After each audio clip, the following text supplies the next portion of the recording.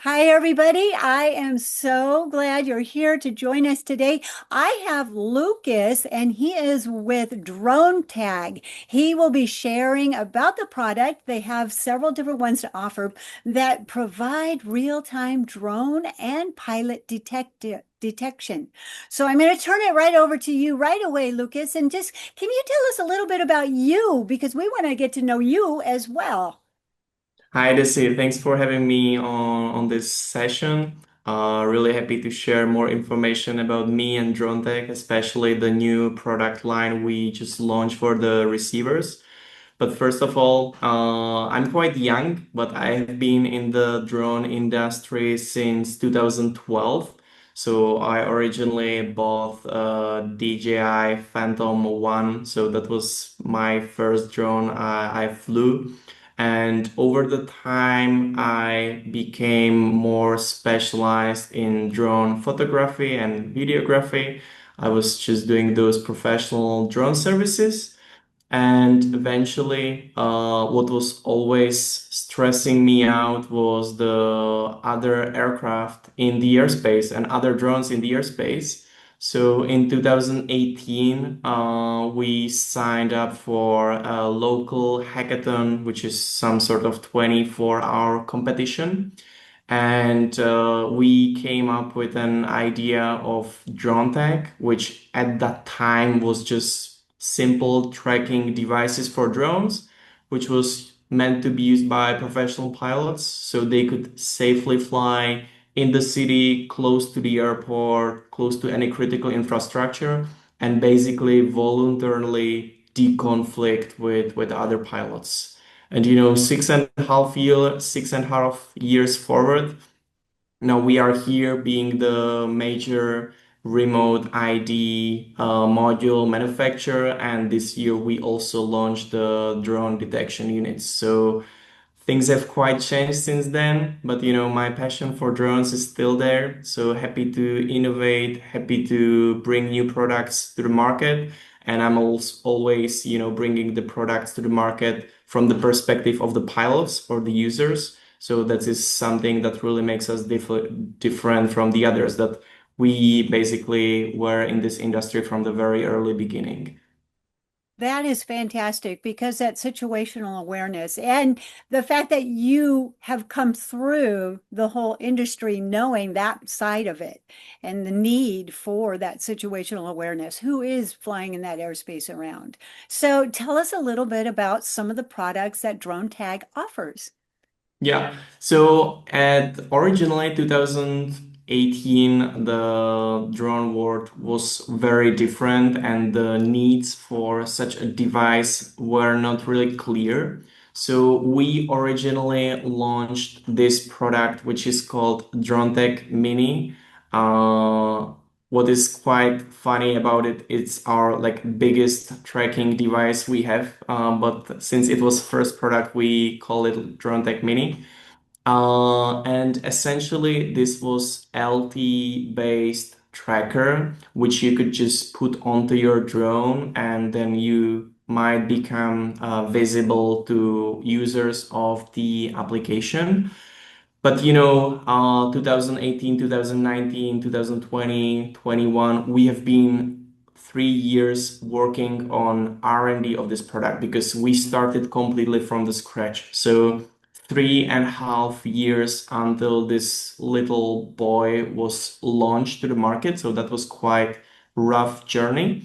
But essentially, we launched this one and we launched it in the same period of time when people already were used to remote ID regulation and they were requesting a smaller version of this without the cellular that could only like broadcast.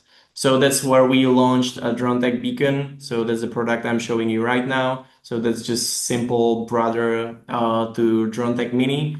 And the primary difference between those products were that drone tech mini is the flagship for UTM type of applications, fleet management, army, and some more sophisticated fleet management and coordination scenarios. On the other hand, the smaller unit, DroneTech Beacon, became synonym for remote ID compliance. So all people that were subject to comply with remote ID rule were buying Dronetag Beacon. We sold more than 30,000 units. So we were actually the biggest manufacturer of those worldwide. And eventually, those remote ID transmitter units are fading out because all the remote ID is already being implemented on the drone level. So those modules are already being found inside. And for that purpose, we also launched this tiny OEM solution. So most of the time, we are just selling this to drone manufacturers so they can already integrate it while they are manufacturing and be compliant with the nationwide regulations. So that small OEM unit that you just showed, is that one that if someone was building, say, FPV or something, is that one that they would be able to implement? Yeah, so we have a special version of that device also for FPV drones. Let me just wait if I can find it here. Uh, It's just too many stuff all around the table. But eventually we do have like different device. It's in this Velcro, but this was primarily for FPV pilots. So that was something with the enclosure and battery. This was primarily for drone manufacturers. So Gotcha. we had different versions for, let's say, professional pilots who wanted to have the most sophisticated unit that was Dronetag Mini. Then we had a Dronetag Beacon for people that seek compliance.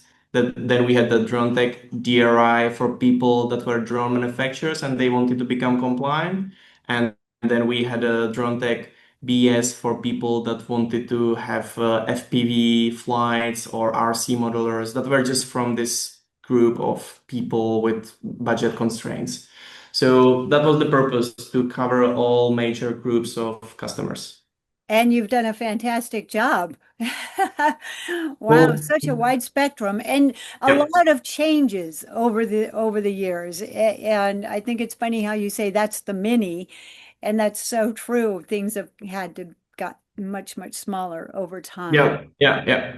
Yeah. And now we are, 2025, and the market has shifted drastically. So there is now higher demand for drone detection, and it's not only due to the like wartime, but it's also due to the fact that the drones just became widespread. So you could just buy a drone from Amazon, Costco, and fly over critical infrastructure, which is just risk for those operators. That's the reason why this new product and also our portable detection product are becoming widespread as well because more and more people are being worried when it comes to the protection of their critical infrastructure, such as airports or some sensitive municipalities. And we want to achieve the same thing we achieved in the drone remote ID transmitters with the receivers as well. So the goal is to sell this in thousands of units volume rather than going with like smaller batches. Yeah. So tell us a little bit more about the units that you were just showing us. So we do have two units. One of them is called the Dronetag RIDER. So this is a portable unit with remote ID receiver, battery, GPS positioning, LT connectivity. So basically, this receives the signal from nearby drones, and then it sends the decoded information about the pilot position, drone position, and some additional like height, speed, direction. This information is all being packed and sent to our platform where we visualize it. And this is very handy for people being in charge of securing any sort of perimeter. So, for example, now since it's summer, this has become the most popular tool for festival organizers. So whenever there is like music festival or any kind of other festival, This is the unit that is must have for people taking care of the security there, because until now those systems were really inaccessible when it comes to the pricing, because the Dronetag Rider I'm showing you right now is 1,100 US dollars compared to the similar systems that were starting 20,000, 50,000 K for the basically the similar value this device brings to people. So we really kind of destroy the gap between the high-end system, which was usually inaccessible. And the similar thing, we are doing this with Dronetag Scout, the unit behind me, which is for stationary 24/7 installations, ruggedized, all-weather type of stuff. So this is very suitable for airports, prisons, nuclear facilities, and this type of critical infrastructure. But we do have customers who install this all around the city just because they are running their own DFR operations. For example, they have some drone in a dock, and when they operate the drone in a dock, they just want to be sure that no other drones are in the same airspace. So there are like various use cases. So you not only use this for security, but you also use it for coordination when you are flying in some area. Wow, opportunities there. And I can see just the vision of how it can be used and the necessity for it. So can you share with us a little bit about the broadcast location? And I think you have a demo of what the system actually looks like. Yeah. So I can share the screen right now, which is coming from our public data, so we can have an idea what is being there available. Just please let me know if you can see the screen, Desi. Yes, we see it. Perfect. All right, so those are live data coming from public receivers placed all around the world we have. So let's, for example, pick the detection here. So this is in Panama City. So there is someone detecting a drone DJI Air 3S. So we can see the unique serial number based on which we recognize the manufacturer and the model as well. We can see how often the data are being refreshed. So the distance between the drone and the receiver is, I don't know, 1, 2 miles. So we shouldn't expect like very high refresh rate, because this is the position of the receiver, the black dot here. And on the left side, we can see the position of the pilot and, of course, the position of the drone. And I do have also information about the height. So the drone is more than 400 feet at this particular moment. And I also do have information about its speed and heading. So this is basically data available in real time. And of course, I could also go to my previous detections and just basically inspect what I have seen in the past. So if I just take some random receiver, for example, this one, okay, so this was 5 minutes ago. That was not good example. Let me go a little bit more in the past.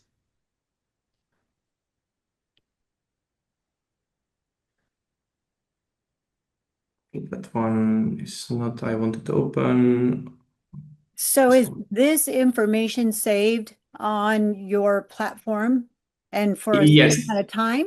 yes, this information is being available in our platform, so you have all the detections historically available for retrospective. You could just go inside the detail and just replay how did the flight took place. So there is this, timeline where I can move the timeline around and see what was the pilot doing there. Uh, I can also zoom out, see where the receiver was placed, and some additional information over there. So there's also information about the sensor location, the distance between the drone and the sensor. So this is 9 kilometers, which is around 6 miles. So this is basically being detected over a 6 miles range. Wow. And yeah, as I mentioned, the most important thing is that we not only show the position of the drone, but also the operator. And Awesome. then there is a way for the public safety to export this into, for example, KML format, which is then handy when they want to use some third-party visualization software, such as Google Earth or similar. They don't have to stick with our platform. They can just take their own visualization software of choice. Is there a fee to subscribe to the platform, or is that included in the purchase of the unit? How does that work? We do have a various different models, so people can use the hardware plus the service, and then there is a service fee, which for this unit is 1,000 USD per year for the first sensor and 360 USD per any other sensor. For the smaller unit, this is 240 USD per year per unit. So those are like very reasonable costs. But both of those systems also do have a free tier. So whenever you want to stick with some basic application with basic functionalities, we don't force you to pay those service fees. And we also provide, let's say, open API where you can integrate the system into your third-party system application also without any cost. If you need our support, then there is a cost included. But there are multiple levels where you can start with very basic usage, and whenever you find out you need more, you can just upgrade whenever you want or cancel whenever you want. Ah. So when you were bringing up the screen, I saw Yeah. a lot of DJI, which obviously is the most common drone out there. But what other platforms does this product support? So this supports any remote ID compliant drones. I'm pretty sure if I just like tap on any detections there, they would be probably DJI. So Mhm. right now I just open up some detection here in El Paso. We can see also it's a DJI Air 2S. So that's basically the most common drone. But we support any remote ID capable drone which could be found on FAA compliance website. So this is the list where you can filter out by remote ID capable aircraft. So you can see there is like 52 pages of remote ID compliant aircraft plus modules. So not all of them are aircraft, some of them are retrofitting modules. So basically, we support detection of all of those because every drone that you are now launching to the market, which is above 250 grams, is mandatory to have a remote ID Yes. and it has to be put in this list. But of course, as I said, DJI is a widespread, so most of the time you detect DJI drones. Yeah. Yeah. It's the largest one out there that you'll see most of the Yeah. time. Yes. So, well, I know we are getting near the bottom of the hour and to wrap things up, but do you have any last things that you would like to share with the audience right now about the amazing product and the situational awareness that you provide?